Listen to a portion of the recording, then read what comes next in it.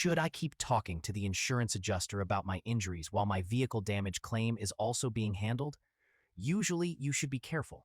It is often fine to talk about routine vehicle issues like towing, repairs, storage, inspections, or a rental car. But injury discussions are different.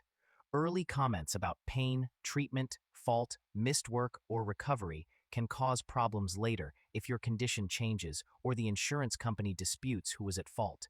You can politely separate the topics and say you are willing to handle the vehicle damage issues now, but you are not prepared to give a detailed injury statement yet.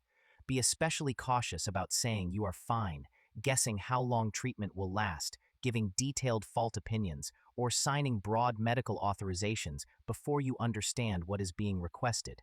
The injury part of the claim is usually evaluated with medical records, bills, proof of lost income, and other supporting documents, not just a quick phone call. So yes, keep the vehicle claim moving if needed, but keep injury communications short, accurate, and limited until the facts and your medical condition are clearer.